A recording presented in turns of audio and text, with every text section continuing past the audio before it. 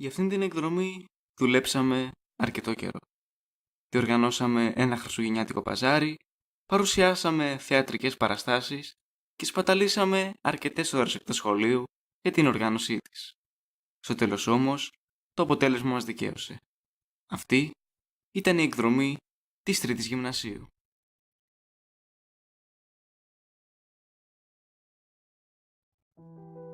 Η εκδρομή μας ξεκίνησε ξημερώματα Πέμπτης. Όλοι μας βρισκόμασταν στο λιμάνι από νωρίς, περιμένοντας το φεριμπότ. Μετά από λίγα λεπτά φτάσαμε στην Κώστα και από εκεί επιβιβαστήκαμε στο πούλμαν για να ξεκινήσουμε το ταξίδι μας.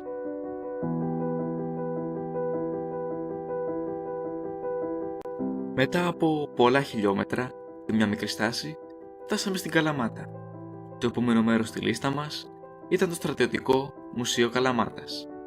Εκεί, ένας στρατιωτικός μας ξενάγησε στο χώρο και μας μίλησε για την ιστορία της Ελλάδας από την Επανάσταση του 21 έως το Β' Παγκόσμιο, με απλά αλλά ουσιαστικά λόγια που σε συνδυασμό με το φιλικό και χιουμοριστικό ύφος του έκαναν την ξενάγηση πολύ διασκεδαστική και ευχάριστη.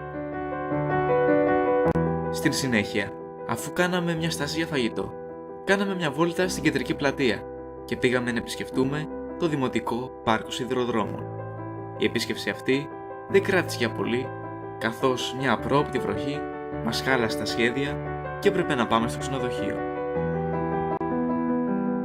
Όταν φτάσαμε στο ξενοδοχείο, πήραμε το κλειδί του δωματίου μας και πήγαμε να τακτοποιηθούμε. Το δωμάτιο ήταν απλό, με όλα τα απαραίτητα. Όμως αυτό για το οποίο σίγουρα ξεχώριζε ήταν η καταπληκτική του θέα. Αφού οργανωθήκαμε και κάναμε ένα μπάνιο, απολαύσαμε το δείπνο μας και κοιμηθήκαμε για την επόμενη μέρα.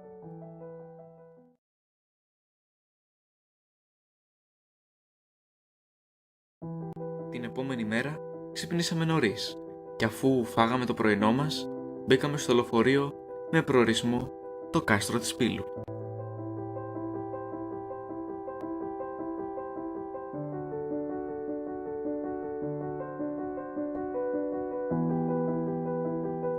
Μόλις φτάσαμε στο κάστρο, η ξεναγός μας μίλησε για την ιστορία του κάστρου και τις χρονικές περιόδους από τις οποίες πέρασε, καθώς και για τη σημαντικότητά του για τον πληθυσμό εκείνης της περιοχής.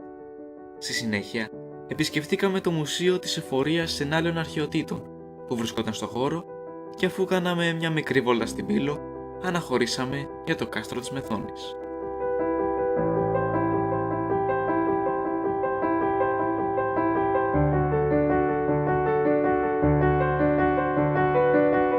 Μετά από λίγα λεπτά φτάσαμε στη Μεθόνη. Λόγω καθυστερήσεων δεν φτάσαμε στην ώρα μας και έτσι μας απέμειναν μόλις 30 λεπτά για την ξενάγησή μας. Γι' αυτό έπρεπε να βιαστούμε. Αφού περιηγηθήκαμε στο κάστρο και μάθαμε κάποια πράγματα γι' αυτό, αναχωρήσαμε για το εστιατόριο Έλενα στη Φοινικούντα, όπου κάναμε μια στάση για φαγητό πριν επιστρέψουμε στο ξενοδοχείο.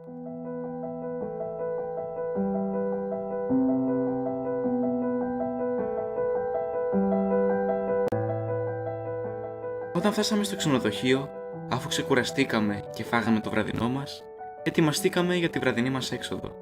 Δυστυχώς, λόγω μιας παρεξήγησης με ένα άλλο σχολείο, ήταν σχεδόν βέβαιο ότι η έξοδός μας θα ακυρωνόταν. Ευτυχώς όμως, η παρεξήγηση λύθηκε και επιβιβαστήκαμε στο λεωφορείο με προορισμό το Club 16.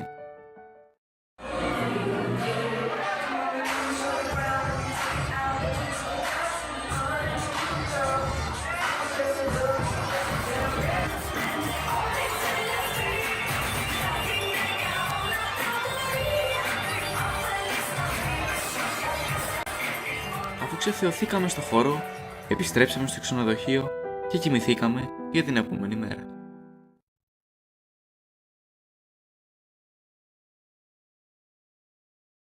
Μετά από το χθεσινό ξενύχτη, έπρεπε για ακόμα μια φορά να ξυπνήσουμε νωρίς, καθώς έπρεπε να μαζέψουμε τα πράγματά μας και να αποχαιρετήσουμε την υπέροχη Καλαμάτα για να επισκεφτούμε το Μιστρά και έπειτα να επιστρέψουμε πίσω στον τόπο μας. Έτσι, αφού ετοιμαστήκαμε και φάγαμε το πρωινό μας, μπήκαμε στο πούλμαν και αναχώρησαμε για το Μιστρά.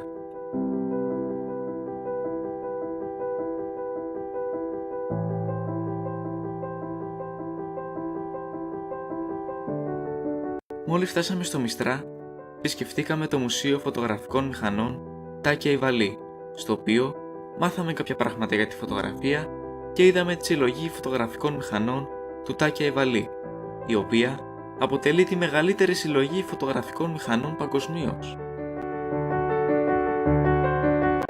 Έπειτα, επισκεφτήκαμε την Καστροπολιτεία του Μιστρά, όπου η ξεναγός μας μίλησε για την ιστορία της περιοχής και μας ξενάγησε στο χώρο. Αφού τελείωσε η ξενάγηση, πήγαμε στο εστιατόριο «Ο Έλληνας», όπου φάγαμε για τελευταία φορά πριν αποχωρήσουμε για το λιμάνι.